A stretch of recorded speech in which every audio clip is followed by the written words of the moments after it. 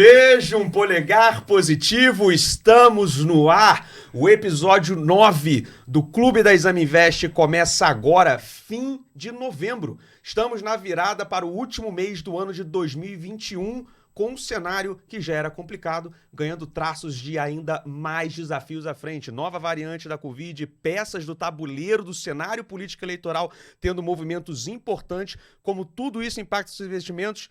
Para isso eu peço reforços. Vem aí Bruno Lima. Boa noite, Bruno Lima. Meu irmão, tu viu a articulação do ensejo? Não, hoje foi muito brilho. Foi. Pô, deu aquela eu tô porra, inspirado. tá inspirado, aquela Puta intro, Hoje o programa tá satisfação inenarrável. Temos um convidado de peso. pesadíssimo. Mais de 27 anos de mercado financeiro. Deixa eu trazer ele para a mesa central do Clube da Exame Invest. Gustavo Salomão, seja bem-vindo. Uma honra fazer parte desse clube. Muito obrigado. Imagina, a sua voz eu já escutei. Você já foi radialista, Gustavo Salomão?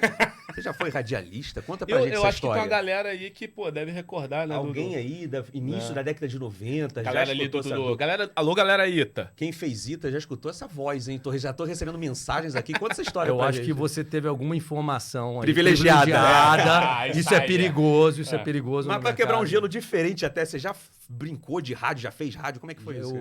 Tinha um programa de rádio na Rádio Universitária Santos Dumont, que era a rádio do Ita, que era um programa de rock, assim, entrava com Ramones, Eita. aí tinha... É década de 90, né? Exato, mas é um clássico até Tinha hoje. acabado de lançar, sei lá, o Pearl Jam tinha lançado o Aulas. primeiro álbum, o coisa Nirvana, boa. então E você essa comandava a época. rádio ali, né? Não, tinha alguns programas da rádio e tinha algumas pessoas que se amarravam nisso, né? Pô, um bando de engenheiro, então era a rádio, não tinha muito o que fazer em São José dos Campos, né? São José dos Campos, não sei se as pessoas conhecem, mas não é uma cidade assim cheia de atrativos. Então eu sempre gostei muito de música, muito de rock, então tinha esse Juntava o programa. útil ao agradável. E ele Era ficava ali, bacana. agora com vocês, Pearl Jam.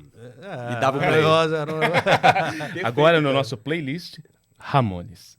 Pô, cara, já Só começamos- não tinha ligação de ouvintes, assim, você quer dedicar... Não tinha, né? assim, Anderson Antônio quer dedicar uma música para Do Nirvana. Rosângela Cristina, não tinha esse tipo de Ainda coisa. não tinha essa tecnologia. tinha, Aliás, não vamos falar não muito de tinha. tecnologia. O quebra-gelo hoje foi diferente. Vou deixar para o final para saber o que você faz no clube, porque a gente vai começar até a bolar um campeonato aqui do esporte que você vai mencionar, do que você gosta de praticar, que já tivemos muitos membros do clube que passaram pela mesa central, praticam o mesmo esporte. Já estamos organizando um desafio para ser realizado, mas sem mais spoiler, aproveitar aí faculdade. Salomão, você vai para o ITA, como é que você para no ITA, escolheu engenharia e depois daí mercado financeiro, e você fez engenharia da computação. É verdade. Como é que foi essa história? Assim, naquela época, assim, virada da década de 90, vou fazer computação, e disso foi para o mercado financeiro, e acabou que depois, em algum momento, esses pontos se conectam, que você vira realmente um grande especialista, um grande investigador de tecnologia. Tema novo aqui no clube, já que a gente vai falar pela primeira vez, Venture Capital. Salomão, tem aí sua... Vou fazer justiça. Vou fazer Já justiça. falaram. Vou fazer justiça. Faça a sua justiça, Bruno Lima. Já foi mencionado. É que talvez o Salomão seja o cara que depois, né, mais ativo. Mas o Caldas, ele falou no primeiro que ele também, né, já tinha... Eu tô só fazendo justiça aqui. Não me Já olha ouviu, com essa cara, não me olha já com ouviu essa falar cara, de não olha com Caldas, essa cara. Salomão? Senhor André Caldas.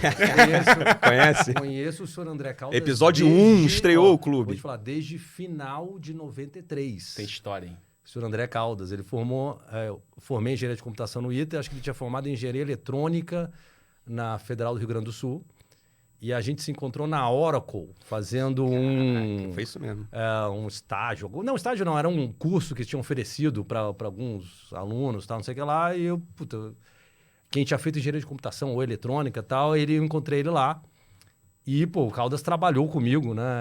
Exatamente. Depois, assim, eu levei ele pro Credit Suisse, depois ele veio trabalhar comigo na mesa, mas a gente pode falar isso mais pra frente. Vamos, mais pra Não frente a só gente Caldas, fala. como também Fabiano Custódio, que já Outro esteve convidado aqui. especial do clube, o episódio, não vou, 7, 6, já tá começando a ficar difícil. Mas dois caras, mas o André Caldas da Clave, Fabiano Custódio da Miles, trabalharam com você, né? Verdade. Antes do trabalho, como é que você chega no ITA, vai fazer engenharia da computação e foi esse movimento de falar, cara, vou entrar no mercado financeiro, Na verdade, vambora. acho que como muita gente foi fazer engenharia, assim, eu era um cara que gostava de matemática.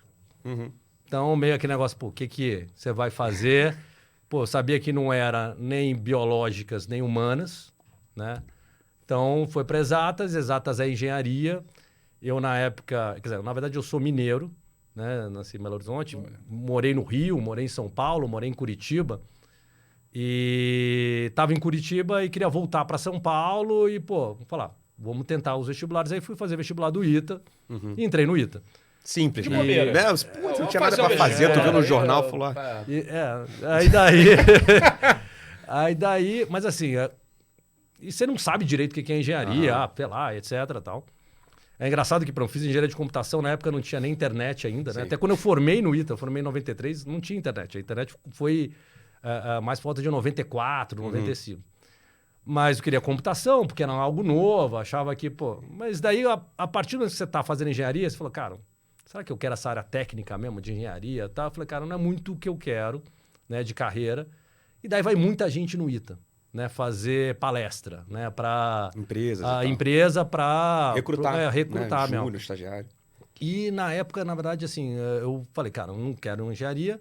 Me interessei tanto por consultoria, que foi um cara da McKinsey. Eu falei, porra, McKinsey, fantástico. O cara falou bem pra caramba, eu queria entrar na McKinsey. E também o pessoal de banco. Então tinha programas de trainee, foi o pessoal do Garantia, tinha o pessoal do Citi, pessoal do Unibanco, um monte de banco.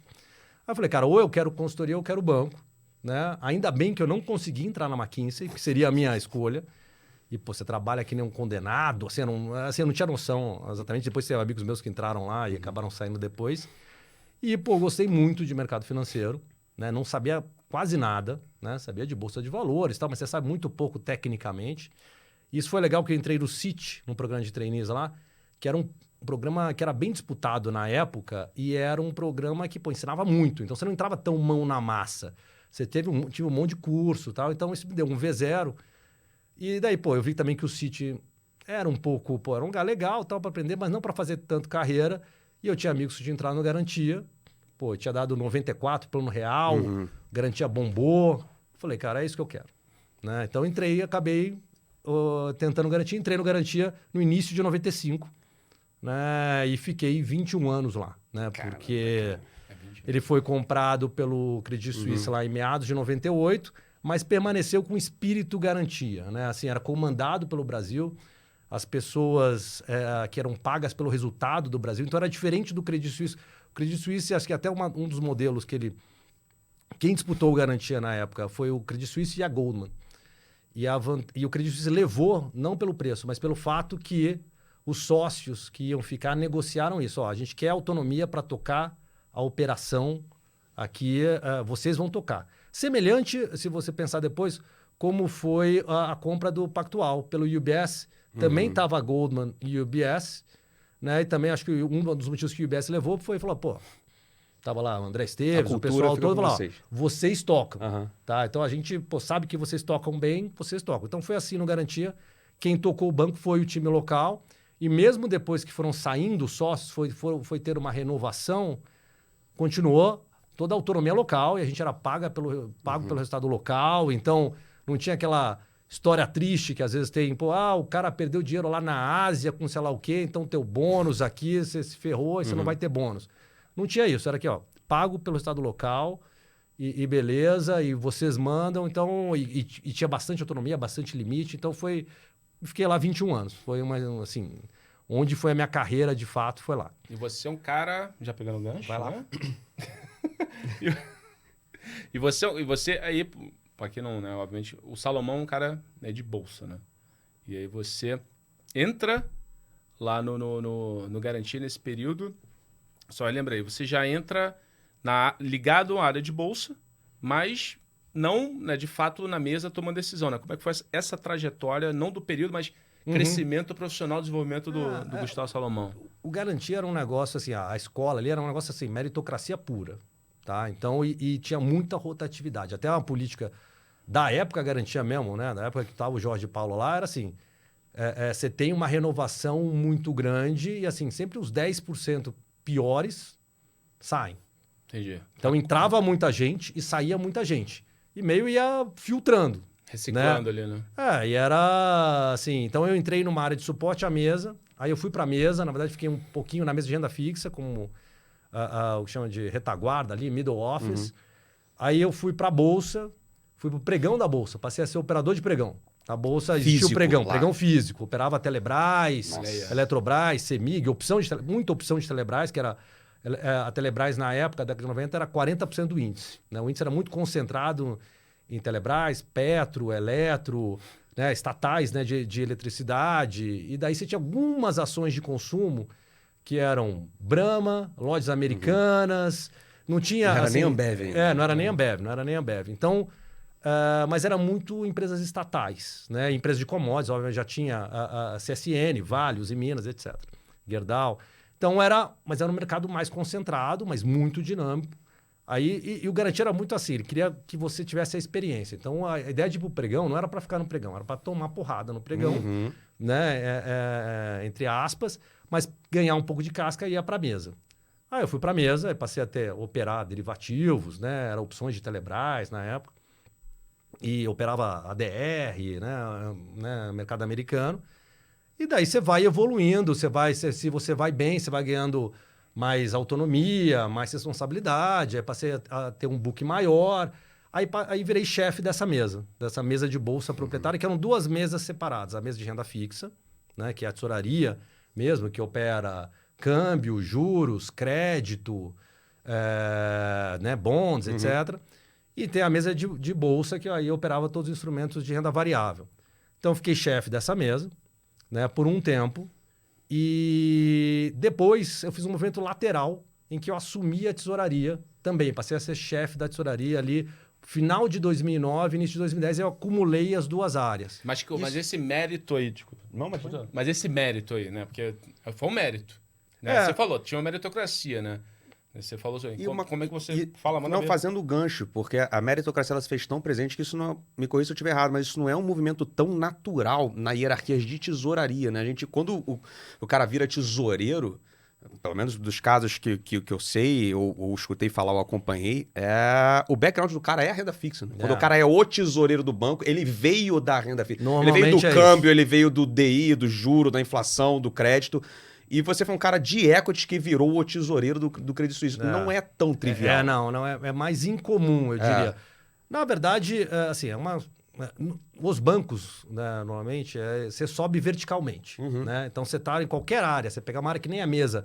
Pega investment banking. Você entra como um banker júnior e vai subindo para talvez virar chefe do investment banking, ou private banking, ou renda fixa, ou equity. Então, você sobe e é isso mesmo. Se o cara começou a operar o câmbio, alguma coisa, vai subindo e vira o chefe daquela mesa, daquela divisão. Né? No meu caso, acho que aconteceram algumas coisas. Então, eu era o chefe de equities. Acabou que, um ano importante foi 2008, com a crise, né? E a gente, em equities, e pensava assim, a gente só operava equities, né? Não tinha nenhum instrumento de renda fixa, de hedge, assim, era equities. A gente ganhou o dinheiro, né? Meu benchmark era ganhar, assim, minha função era assim, simples, ganhe dinheiro, se vire, né? O famoso TV, regra número 1, ganhe dinheiro. Regra número 2, não esqueça a regra número 1. Então, assim, aquele negócio, não importa se o pato é macho, eu quero ovo. Então, eu tinha capital do banco, né? Obviamente, vamos lá, você pensa, qualquer CEO de banco, ele é naturalmente risk averse, né? Mas ele tem o cara lá que toma risco, que é o cara da mesa, e fala, cara, se vira, você tem que ganhar dinheiro. Não quero saber. Não quero história triste, ganha dinheiro. Então, quando a gente viu, bom, em 2008, a gente chegou a ficar short no mercado, depois que o... Então, você podia, né, a regra pode ficar long, pode ficar short, não interessa, né? Depois que o Brasil virou investment grade, foi maio de 2008, né? A Bolsa bateu ali uns 70 e poucos mil pontos. Sim. Né? E a gente ficou short ali.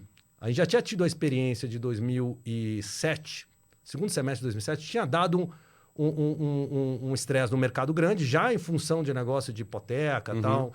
E várias empresas de menor liquidez tinham caído muito, né? No segundo semestre de 2007, a gente já estava meio com aquilo na cabeça. E a gente viu muito dessas empresas subindo muito e muita gente comprando na frente, porque o gringo vai vir, porque agora o Brasil virou investment grade. O fluxo tá vindo. Então, muito esse negócio, só precisava combinar pro gringo vir. Mas assim, muita gente a gente sentiu um pouco desse oba-oba e a gente fez uma aposta, né, short, vendida no mercado, apostando na queda. Uma aposta contrária. E daí ganhamos dinheiro short ali por alguns meses, foi junho e julho, voltamos a comprar. Quando veio a Lehman, a gente estava comprado, mas a gente estava menos comprado, né? E a gente não tinha essa questão de papéis menos líquidos, tinha um pouco, né? Mas já tinha diminuído bem, assim, como a gente chegou a ficar vendido, a gente estava menor. Então a gente se arrebentou ali, quer dizer, caiu para cá. Aquele negócio foi um cenário, né, de horror. Ali, acho que um dos períodos de maior estresse da minha vida foi ali, porque é aquele negócio que você não sabe o que vai acontecer, né? Tinha aquela semana específica, até tem a AIG era a maior seguradora do mundo, tá?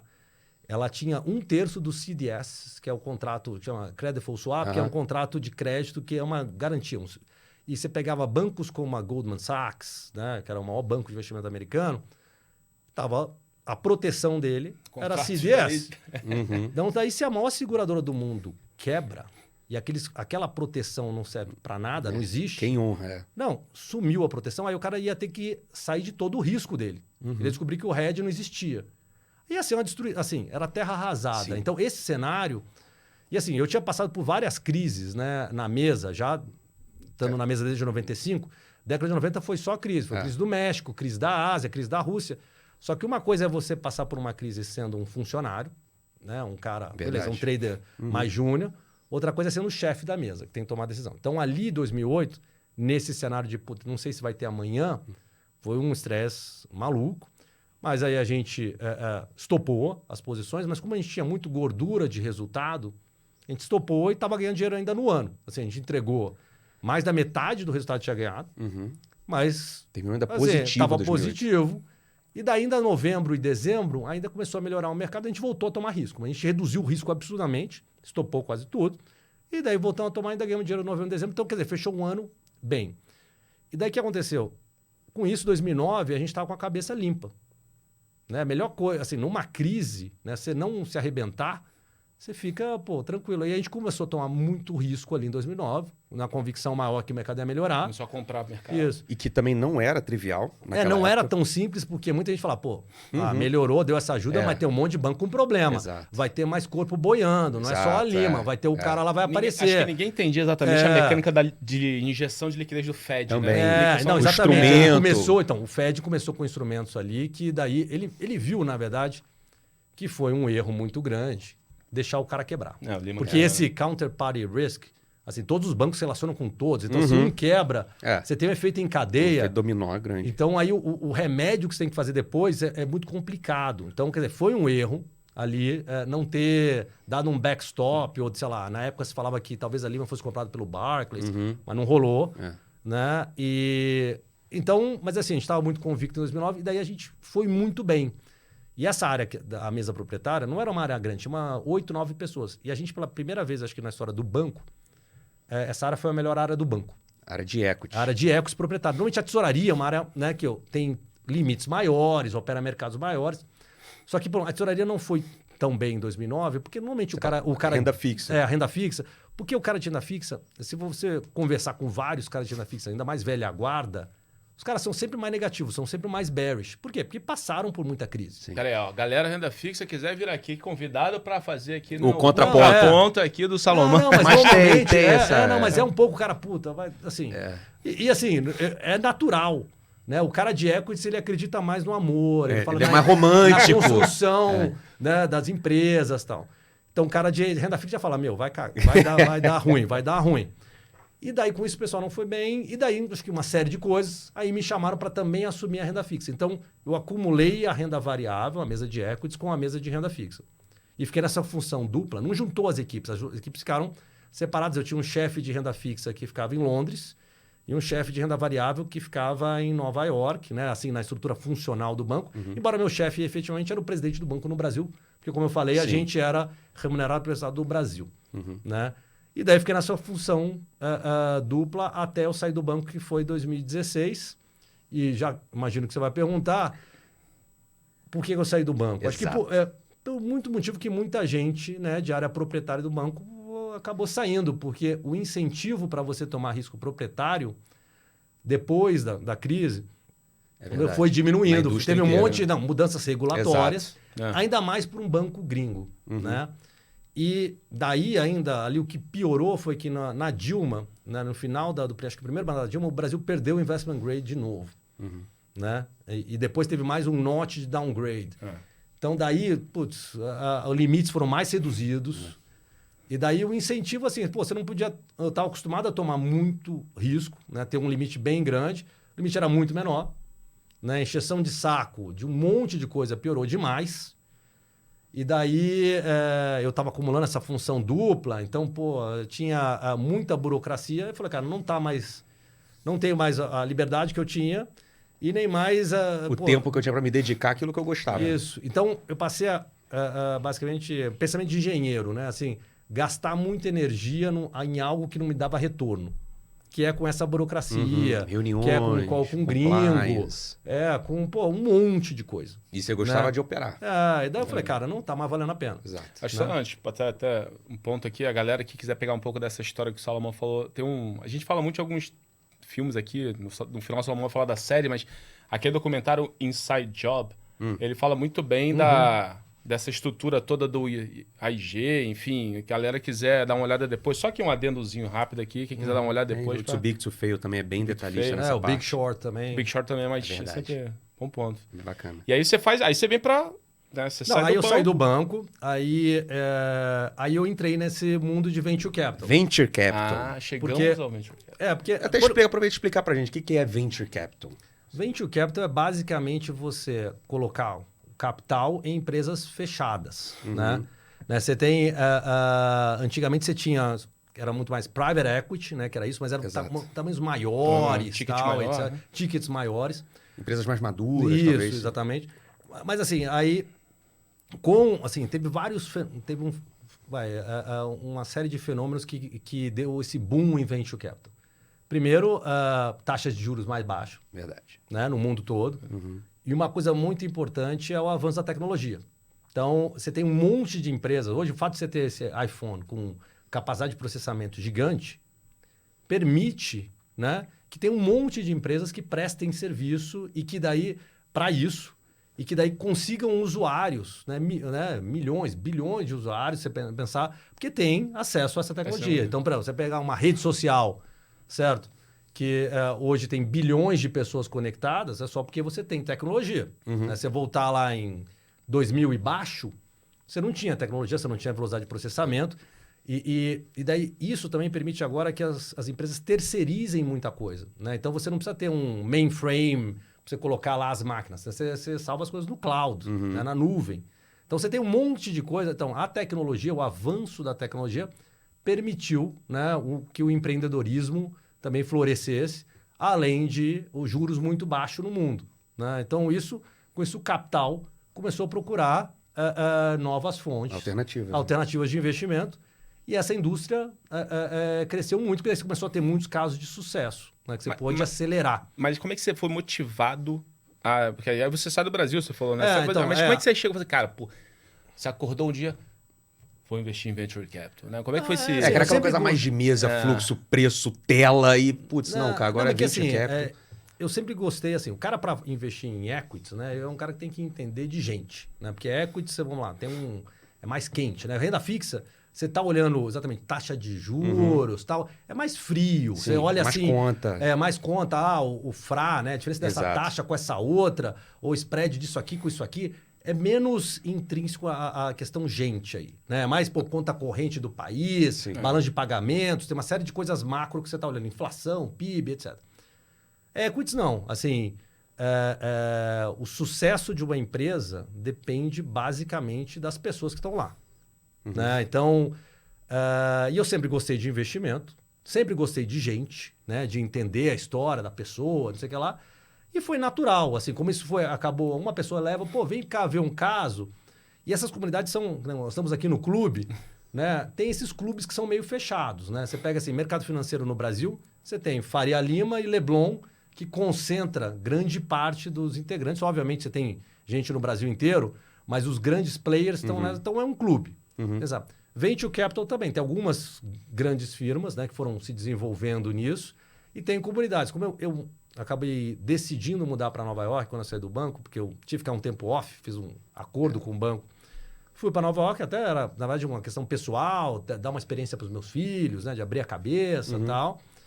Né? E daí, eu estava olhando investimentos listados, normais. Aí um amigo meu ele falou, pô, dá uma olhada nisso aqui e tal. Entrei numa comunidade lá que estava olhando isso, né? E comecei, e era em tecnologia, era um amigo meu judeu, e tem a comunidade judaica também, a fechada também de investimentos. Entrei na comunidade judaica, apesar de sobrenome Salomão, não sou judeu, mas... E, pô, comecei a olhar muita coisa disso, e coisas em tecnologia, e comecei a investir. Aí fui fazer curso em Berkeley, fui fazer curso em São Francisco, lá em Singularity, tal. Comecei a olhar muita coisa de tecnologia, tal. Comecei a entrar, aí você começa a fazer, aí um cara te mostra, outro cara te traz.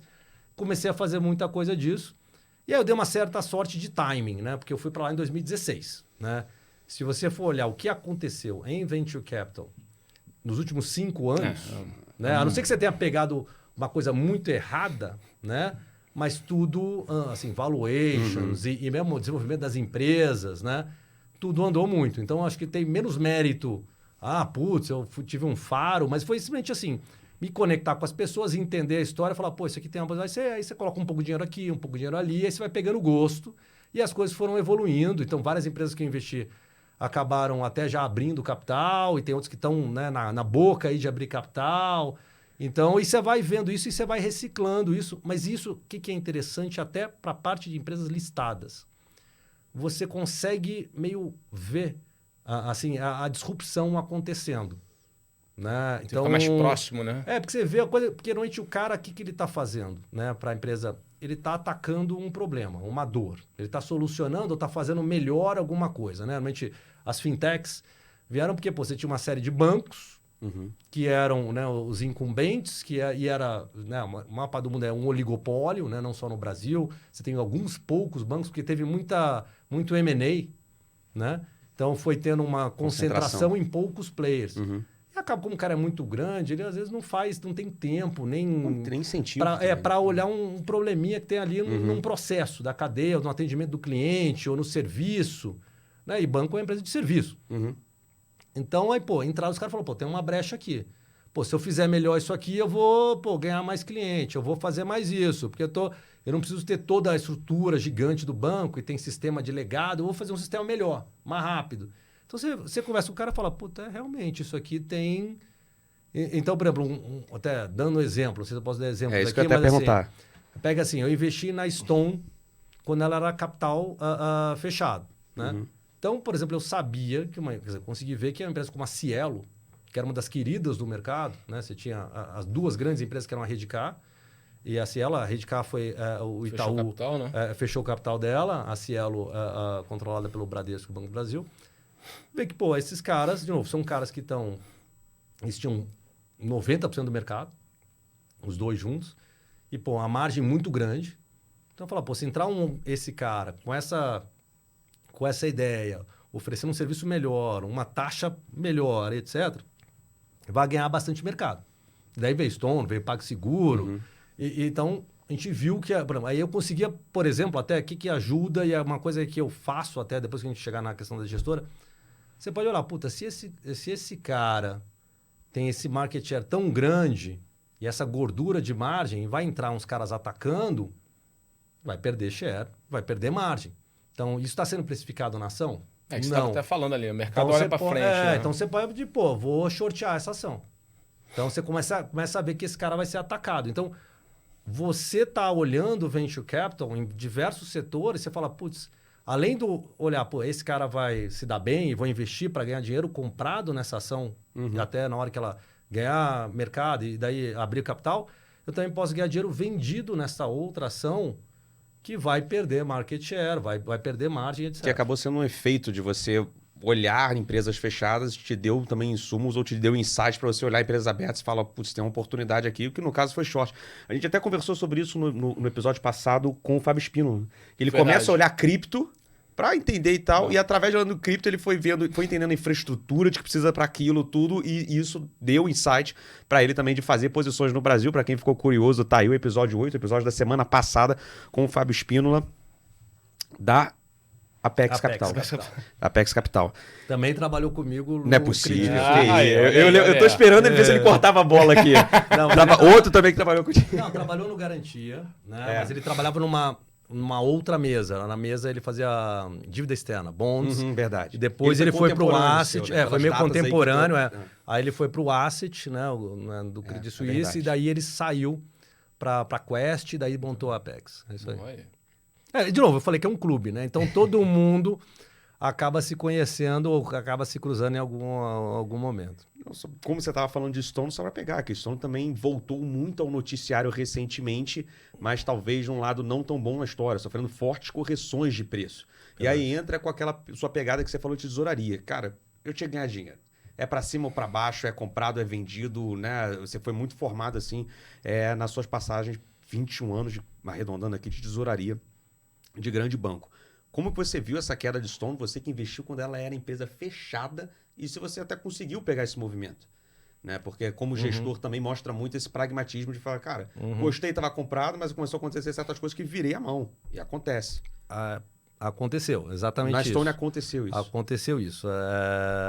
Assim, efetivamente, acho que o trabalho do gestor, né? De novo, como eu falei, eu olho o meu trabalho com a função assim de, putz, realmente tem que ver oportunidades de investimento e o produto que eu tenho, né, que é o carro-chefe lá da gestora, é um long bias. Então, quer dizer, é um fundo que tem um viés, né, de estar comprado, né, isso que significa long bias, mas ele tem a possibilidade de ficar vendido nas ações apostando na queda também. E ele tem uma grande liberdade.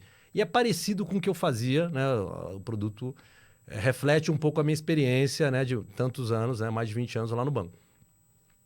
Então, se você... acho que essa visão é uma visão pragmática. Então, se eu estou olhando essa empresa, gosto da empresa, etc, estou comprado. Acredito que a empresa vai entregar um resultado melhor que se espera, estou comprado. A partir do momento que eu não tenho mais essa confiança, se eu acho que tá justo o valor, eu saio.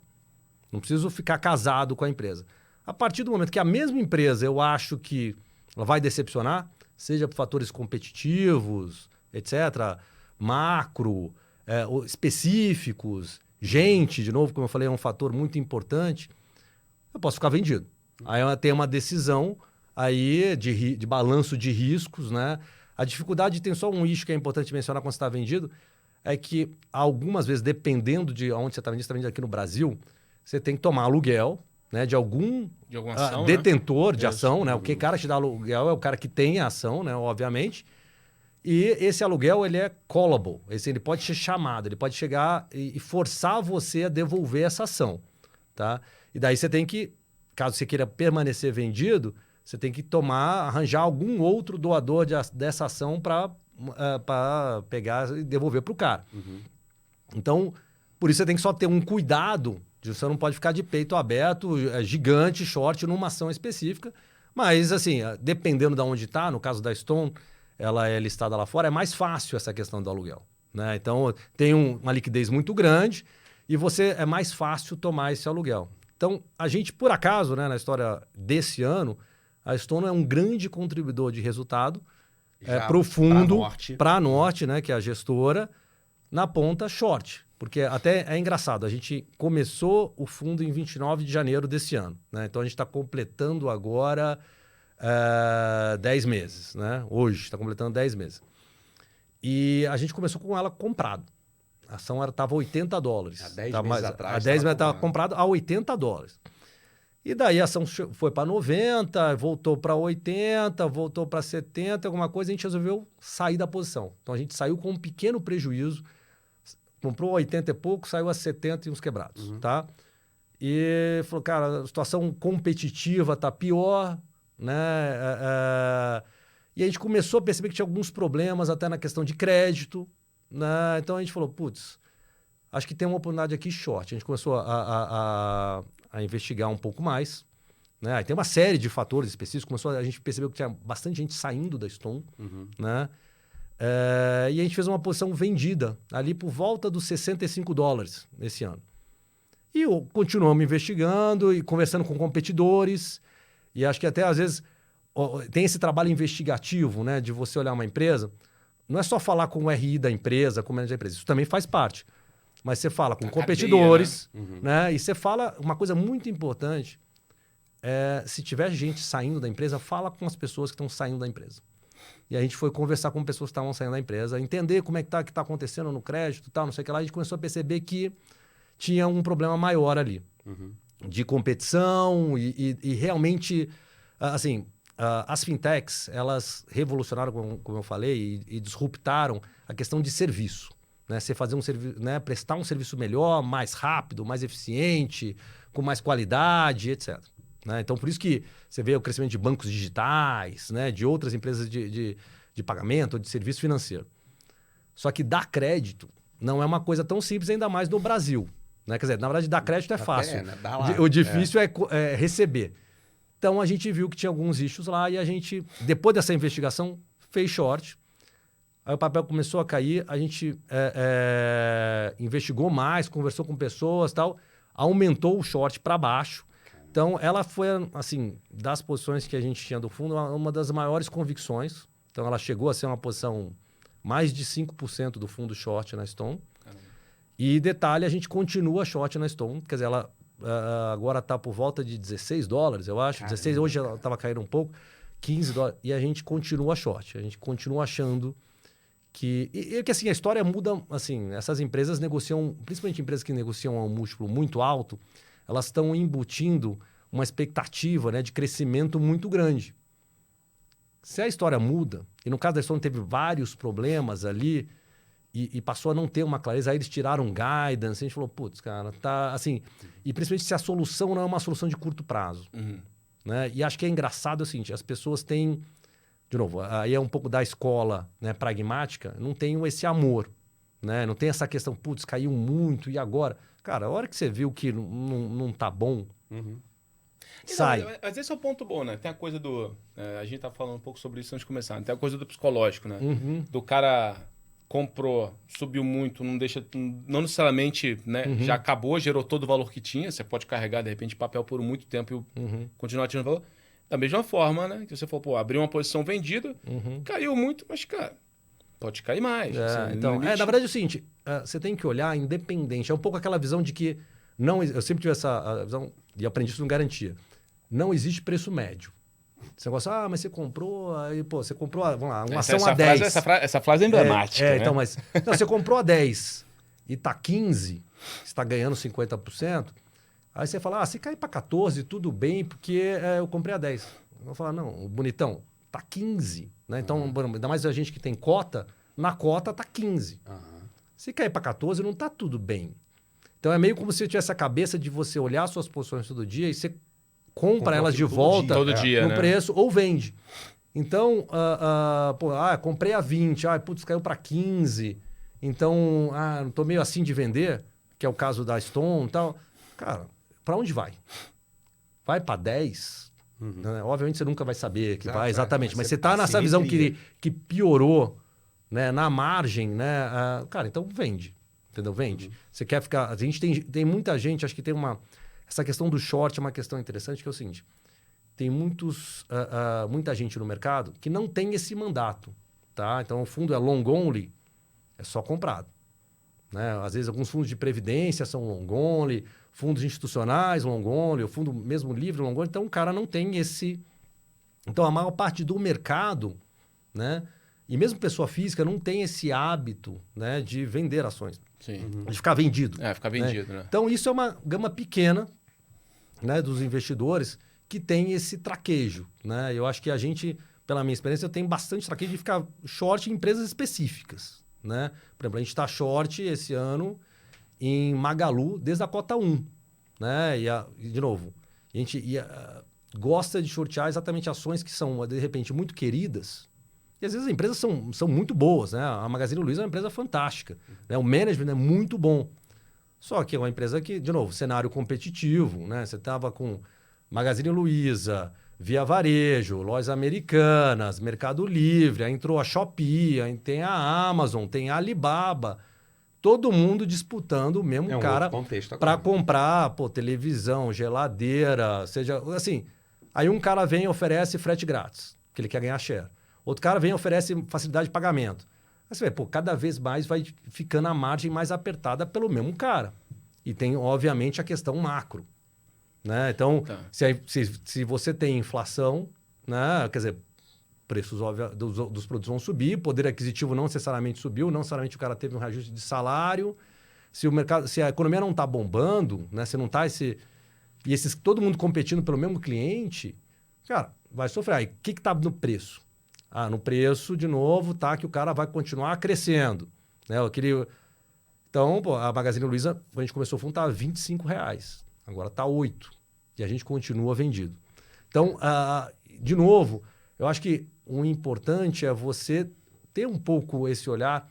Assim, não é que é importante, eu não estou nem fazendo crítica, nem falando que a gente faz melhor isso ou não. A gente tem mais experiência e traquejo em fazer isso e ser pragmático. Então, eu posso estar comprado numa ação, se mudar o cenário, seja que não tenha nada a ver com a empresa, se for uma coisa macro, competição, se entrar aqui, se entrar, Alibaba e Shopee, quer dizer, 2 asiáticos, oferecendo um monte de coisa e falar, o cara vai se ferrar na margem que ele tinha, ferrou. Né? Quer dizer, ferrou assim, efetivamente o resultado vai ser pior que a expectativa. Não tem como achar que o cara não vai ser afetado.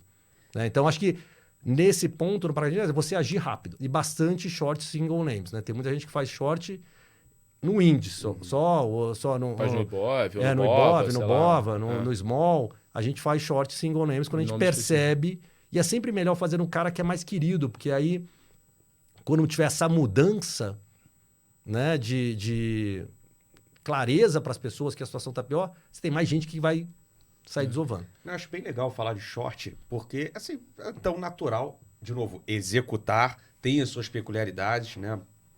Na Exame Academy, a gente até comenta sobre esses direcionais, está comprado, está vendido, fica aí o convite para acessar no site da Exame, mas para executar você tem essas peculiaridades de executar a posição vendida, ela não é talvez tão simples executar contra a posição comprada, mas assim, entender que é natural você estar apostando numa alta, tanto quanto é natural você estar apostando numa baixa, que com os convidados que a gente já conversou aqui no clube, a gente já identificou 2 coisas, né? Assim, de investidores. Mas a pessoa física, que a gente chama de varejo, acaba tendo muito amor à posição. Então, assim, que a gente chama que vira sócio-torcedor. Não pode falar mal do meu papel, da minha empresa. Então, tem comunidades. A gente falou isso com a Aline Cardoso, se não me engano, no episódio 4 aqui, que ela falou, cara, um dia eu comentei de um short, né, na FinTwitch e foi como se eu tivesse xingado o management, assim, adoro, mas tem assimetria. Então, a importância de pragmatismo nos investimentos. E esse lance de sócio-torcedor também, já pegamos aqui alguns convidados que foi exatamente né, a gente aprendendo aqui com os erros e os convidados refletindo sobre grandes erros para introduzir o nosso quadro aqui do Deu Ruim e falava, cara, eu me dediquei tanto àquela empresa, eu investiguei tanto, eu estudei tanto, eu fiz os modelos, me reuni com os managers, tipo, aquela coisa se apaixonou e que eu não conseguia ver o case desmoronando na minha frente porque fiquei 5 anos estudando aquilo e tal e foi meu maior deu ruim. O case desmoronou na minha frente, eu não vi e foi uma das grandes perdas que eu tive de investimento. E aí, introduzindo então, Salomão, seu momento deu ruim, cara. Aquele que você se aproximou, que a sua convicção era muito alta, que você foi com tudo. Aquela tese vai. Vai. Esse aí tem sempre isso todo mundo. O cara que falar que não tem o deu ruim, obviamente tá mentindo. Cara, teve um, né, que não faz tanto tempo, mas é que é engraçado. Não foi nem no Garantia, né, no Credit Suisse, nem na Norte. Mas acho que é emblemático por várias coisas, assim. E, de novo, acho que o importante, como você falou, é trazer um aprendizado, né? Sempre é melhor aprender com o erro dos outros, mas assim, né, se você conseguir fazer isso e tal, mas você tem que aprender com seus próprios erros também para apenas não cometer os mesmos, né? Se for erra algo novo, né? Não vai cometer os mesmos erros. Mas foi Argentina. Aí não foi nenhuma... eu vou contar a história. Esse é inusitado. Não foi uma empresa específica, né? Mas é engraçado. Sempre quando você... às vezes, quando você tem uma grande perda... Não é que você tem essa grande perda de cara, né? Várias vezes você está fazendo... No meu caso, foi assim. Eu estava ganhando, né? Você tem pequenos ganhos. Aí, quando você ganha, você toma mais risco. Natural de quem está no mercado. Estou ganhando, aumenta o risco. Estou ganhando, aumenta o risco. Se eu estou perdendo, diminui o risco. É natural, né? Então, e até uma disciplina e tal. E tinha um outro, um ex-funcionário meu, que foi para uma outra gestora, né, e daí estava fazendo investimentos em Latam ex-Brasil, né? Quer dizer, América Latina fora do Brasil. E daí até lançou um fundo de Argentina. E começou a me contar um monte de história, tal de Argentina, tal não sei o que lá. E, pô, eu comecei a investir em Argentina em 2017, né? Que eu falei que não era, já tinha saído do banco, tava, né, morando fora, morando em Nova York, mas operando bastante meu dinheiro, fazendo venture capital, fazendo empresas listadas. E a tese, qual que era a tese? Né? A gente estava aí no governo Macri, né? Tinha passado governos, né, da família Kirchner, né? Tanto o Néstor quanto a Cristina. E era, assim, um processo de novo, políticas liberais, né, ligados, né, práticas melhores da economia.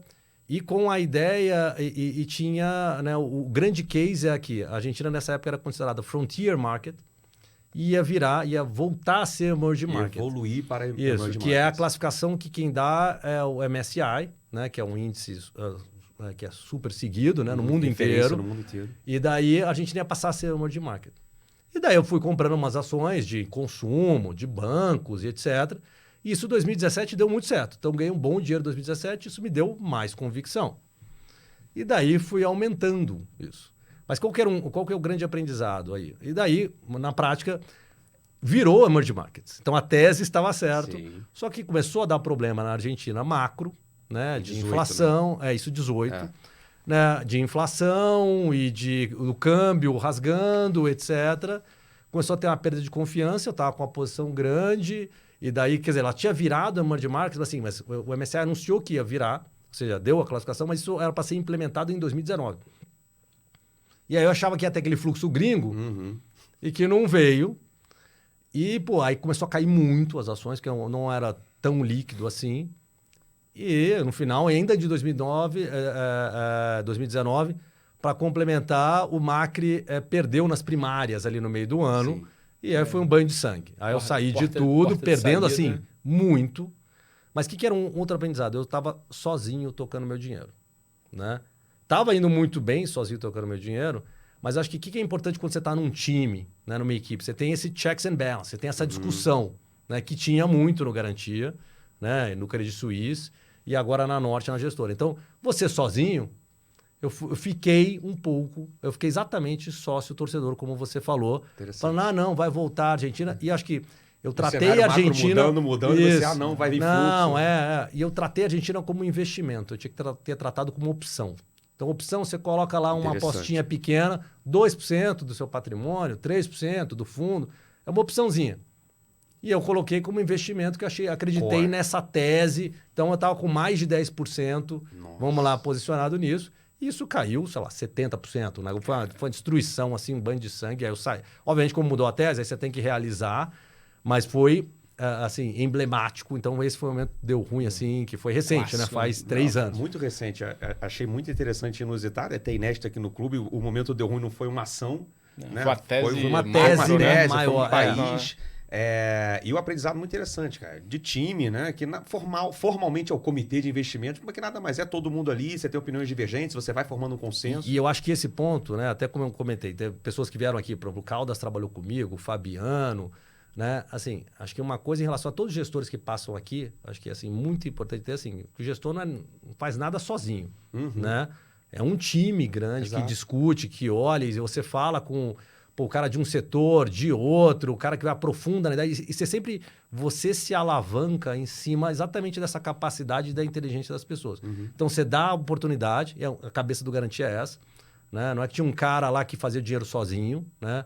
Sempre foi nesse negócio de dar a oportunidade, meritocracia, pô, você foi bem, você ganha mais, você tem mais autonomia, você tem mais espaço, e daí é um pouco, isso funciona muito. Então, acho que até, por que eu montei a gestora? Né? Exatamente isso, estava tocando meu dinheiro, estava indo bem, né? Essas coisas de venture capital indo muito bem, outros investimentos indo bem, a Argentina foi uma catástrofe, né? Mas assim, no geral estava indo bem, mas eu senti exatamente falta do time.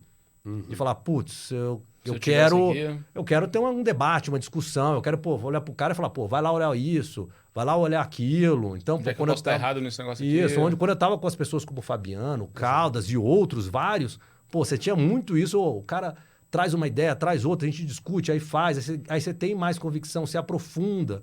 Toda essa análise da Stone, foi um negócio debatido, discutido, né? Não é uma ideia que vem do nada. Então, assim, o mérito, né, da gestão é desse coletivismo. de estar junto e discutindo junto e ter um time bom. E falando em ideias, Sim. falando em ideias, compra ou não compra? Pode ser. Eu só ia Não? pegar o... Não, pode Pega ser. num gancho Vamos do ver. que- do Vamos... que você quer. Te cortei? Não, é porque o papo do aprendizado tá tão bom com esse link desse momento de Argentina, que não, pra mim Os caras fica... estão te xingando ali. ó. Não, deixa a produção. Não, porque o papo tá bom pra caramba e pra mim, assim, né, sou mais macro, etc. O link do que ele tá falando do que Tá de pensando Argentina... em Brasil? Porque vamos lá, 2018, como é que a Argentina começa, né? Foi e voltou e falhou com o Macri, né? Não, o Macri só para dar o nome ao período, não a pessoa dele, enfim. Mas esse período que a Argentina passou, que você tem uma quebra estrutural do kirchnerismo, então vem aquele efeito esperança, vambora, vai fazer as reformas, a Argentina volta, até evolui. Você vê uns paralelos com o Brasil de uma certa forma. Não tem como não ver. Então, assim, 2018, que é quando começa a desmanchar, não, já foi tema aqui. O Bruno Garcia da Trust, se não me engano, episódio 6, eu achei muito interessante que ele fez essa associação do furo do teto, ou da PEC dos precatórios, que a gente está vendo que foi o último grande trigger, gatilho negativo para os ativos no Brasil nesse segundo semestre. Ele fez uma associação que para mim foi excelente, eu nunca tinha visto ninguém fazer, que foi quando a Argentina, em 2018, ela pega e muda a meta de inflação. Foi aquela brecha, você abriu a porta e falou, olha, então, enfim. Se você perde a confiança... mudando. A quebra de confiança que o Bruno trouxe aqui da Trust foi quando a Argentina vira e muda a meta de inflação. E 2018 foi emblemático na Argentina, se não me engano, porque assim, você esperava 2% de crescimento, a expectativa do mercado de inflação era 15% e, putz, peso, sei lá, na casa de 20 pesos o dólar. Cara, você termina 2018, a inflação foi uns 40%. A economia não é que ela não cresce 2%, ela cai 2%. E o peso terminou, o pessoal esperava 20, o peso terminou em 40 pesos o dólar. Foi assim, e terminou em 40 com o Banco Central vendendo segurando muito. até com recursos que não tinha. Mas esse já é outro capítulo. E fez acordo com a FMI, fez todo o negócio. No Brasil, a gente está vendo as projeções ano que vem. Saíram de 2, 2,5, já estão se falando em 0, já estão se falando em recessão. Cara, a inflação, você pega o relatório Focus para 2021, a expectativa de inflação era 4%, vai ser 10%. Então, assim, tem coisas desancorando. Podemos, mas assim, né? E essa quebra de confiança, de alguma forma, está acontecendo. Não sei em que magnitude, não sei em que completude, mas está acontecendo com a história da PEC dos precatórios. Sim. E aí, pegar esse link com a sua visão. Bom, não que seja um paralelo que aqui precisa acontecer, mas e aí, 2019, Macri não se reelege. Ano que vem temos eleição. Como é que está o seu view, a sua visão de balanço de riscos para investimentos aqui no Brasil com esse cenário aí dos próximos 12 meses que termina, 11 meses que termina com a eleição ano que vem? Eu acho assim, de novo, tem paralelos, mas Brasil é diferente da Argentina, né? Eu acho que tem o sistema político do Brasil, né? A gente, e não só, sei lá, você citou a Argentina, quer dizer, eu citei a Argentina, mas quando você vê a América Latina, né, ex-Brasil como uma tese, né? Você viu, agora, Peru... Sim. Chile, quer dizer, Venezuela nem se fala, né? Mas assim, Chile, que era um país queridinho, né? Era o país mais tranquilo da América Latina. Tá passando por eleição presidencial então, essa agora. questão política em emerging markets é muito relevante, né? E Brasil, a gente tem um pouco essa sensação, né? Que, lembra, lá de trás fala Brasil era o país do futuro, ia fazer um monte de coisa e tal. E a gente tá meio com a sensação de volta ao passado, né? Assim, é meio a volta dos que não foram, né? Aquele filme clássico, né? E, putz, a gente de novo com umas discussões, né? Mas eu acho que, assim, teve várias evoluções, tá? É um pouco diferente dessa questão de sistema político, que acho que tem uma consciência, né? Primeiro, assim, não tem aquele 1, 2, 3 partidos fortes, né? Você tem a vantagem de... Tem desvantagens e vantagens de você ter esse sistema político brasileiro com um monte de partidos, né? A vantagem é que a gente... você não tem aquele, vamos lá, um mindset, assim, uma coisa muito ideológica que é tão forte que vai fazer o cara ter um plano como foi na Argentina, tá? E como foi em outros países. Capacidade de executar. Isso, uma capacidade de controlar o Congresso e falar, cara, vamos fazer isso e é isso aí. E daí você vai realmente pro precipício.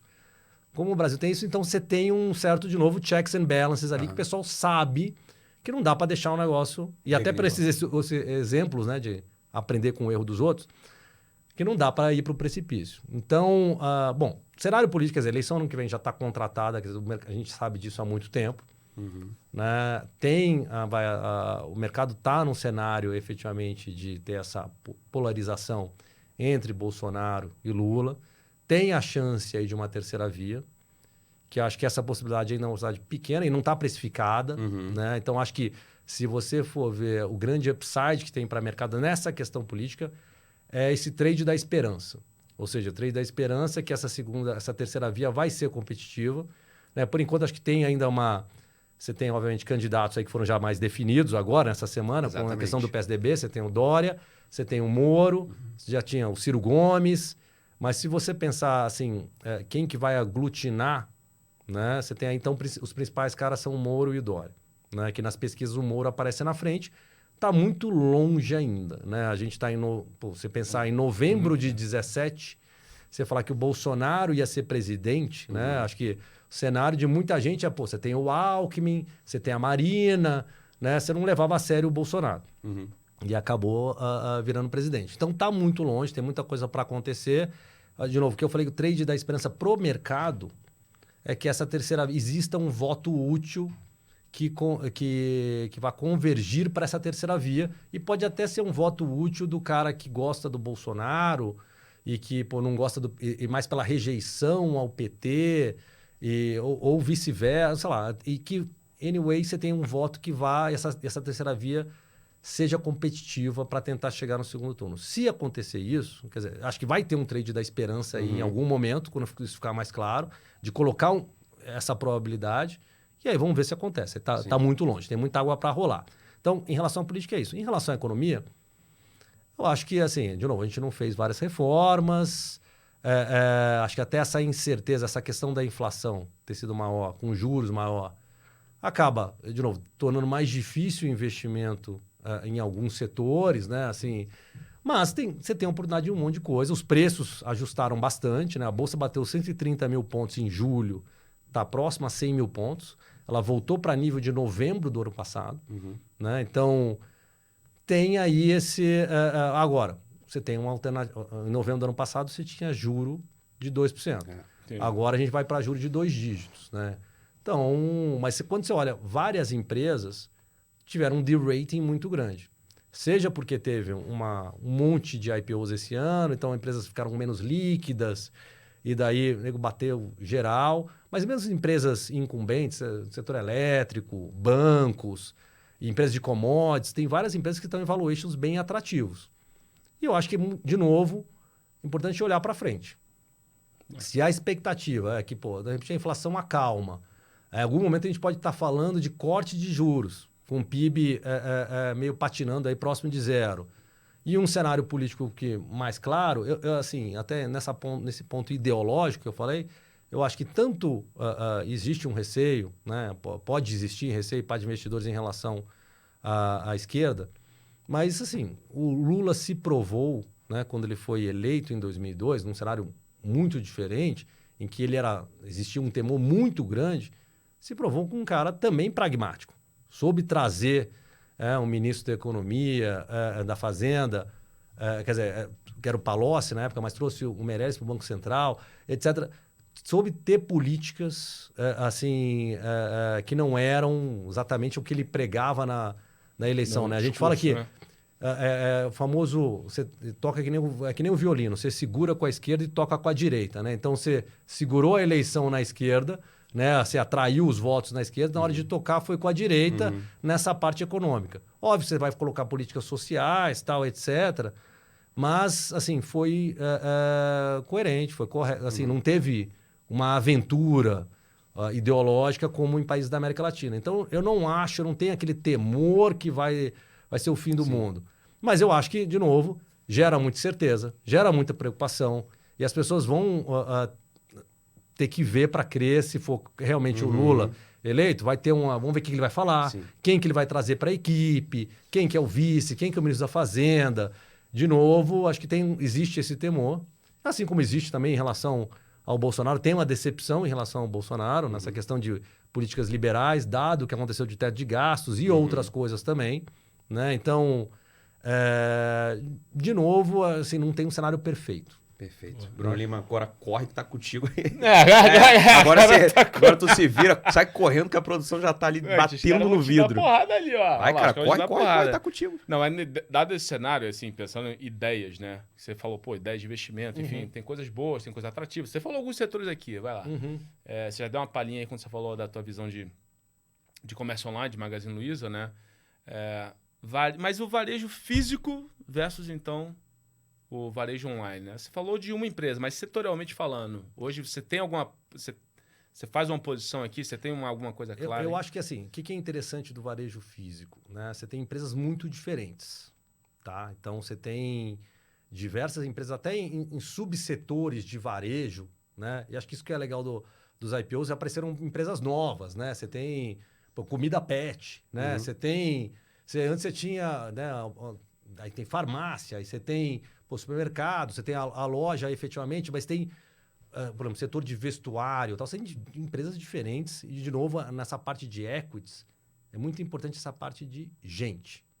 Quem que é o management, quem que é o controlador, qual que é a cabeça, qual que é a preocupação dele com o preço da ação, quão engajado ele está, né? Então, tem uma empresa que a gente gosta muito. É uma empresa, tipo assim, vai entrar no quadro de medalhas? Seria essa empresa. Então joga pro final, joga pro final. Tem um case de... Então, veja bem, mesmo com esse cenário macro de crescimento zero... Então, isso que eu ia perguntar. Né? De juros aí indo para 11, 11,5 ou 12, indo para 2 dígitos, você tem caras que estão, de novo, executando muito bem, superior a outros.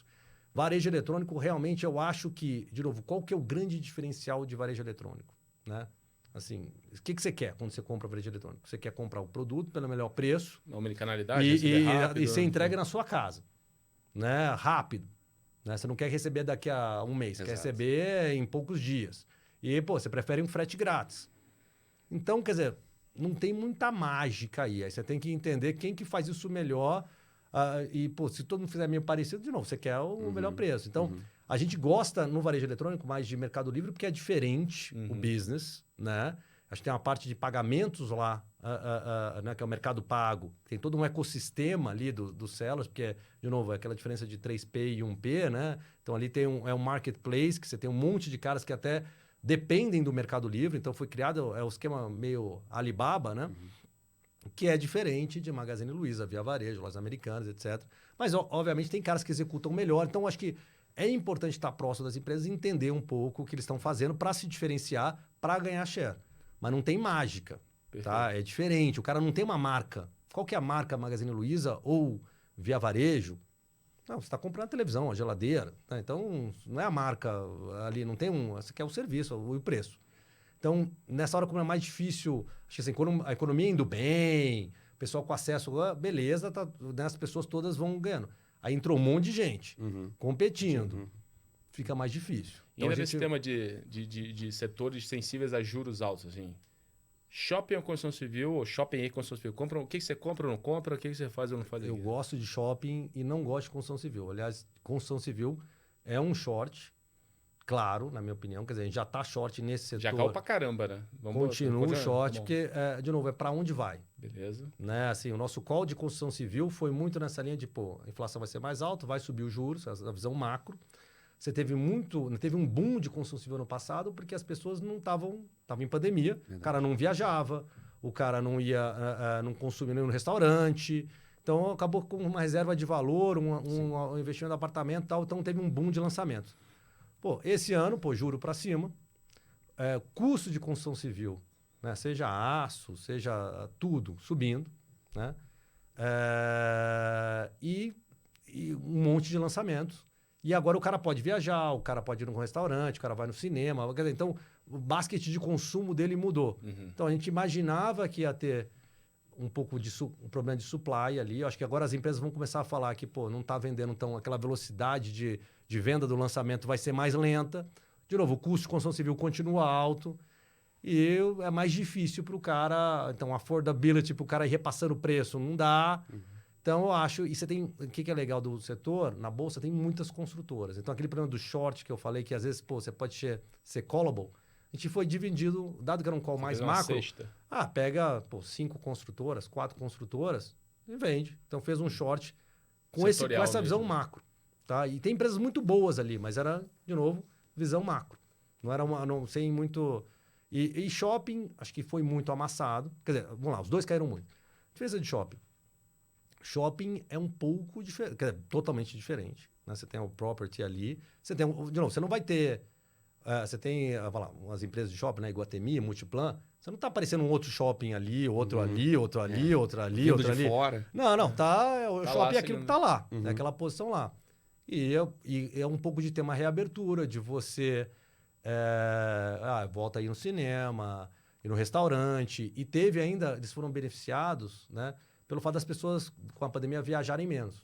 Então, pô, o pessoal não foi para Miami, tudo bem, pessoal, As nível, compras ficaram- vamos lá, classe A, que em julho iria viajar para fora, ou consumir fora, então consumiu aqui, né? Então acabou tendo sempre tem essa questão de compra e tal, e teve muito esse negócio, o cara não aguentava mais ficar em casa. Então, pô, vamos pro shopping, é um programa ali e tal, não sei o que lá, mas compra ali, acaba, o cara não viajou, então tem um pouco esse benefício, e quando você olha, então o fluxo aumentou, então a gente acha que é um play que faz mais sentido, Perfeito. long shopping. Vamos lá agora, então, pinga fogo, para que senão vão tirar a Não, gente pra daí. fechar, né? Vão apagar a luz e vão encerrar. Seu call, então, pro quadro de medalhas do clube para competir aqui, é uma brincadeira, uma gincana que a gente faz com todos os convidados especiais que passam aqui na mesa central do clube da Exame Veste. Qual o papel que você pega na bolsa? Arezo. Arezo anotado, Bruno Lima, Arezo, ticker. ARZZ3. Diferente se enrolar, mas você foi bem. Repita. ARZZ3. Dica de série, Salomão. Cara, tem uma série muito legal que chama The Playbook. Dos técnicos. É uma série que fala com vários... O que é legal também? Primeiro que assim, não temos essa sequência gigante, são acho que uns 5 ou 6 episódios, se não me engano 5, com técnicos diferentes. Isso aí. Né? E tem um cara, o primeiro episódio, assista o primeiro episódio, que é com o Doc Rivers. Ele é um técnico de basquete americano, treinou o Boston Celtics e depois ele foi pro LA Clippers. Cara, fantástico. Assim, várias coisas que ele fala de time, uma coisa muito importante, assim, né, dessa coesão, que é muito importante para a gestora, como eu falei. E tem uma outra parte que ele fala da Don't Be a Victim, né, que é uma lição dele, que é assim, pô, você tá, Brasil, não dá certo, tal, não sei o que Se lá, vitimizando, né? tal, pô, nunca vai para frente, volta para trás. Cara, don't be a victim.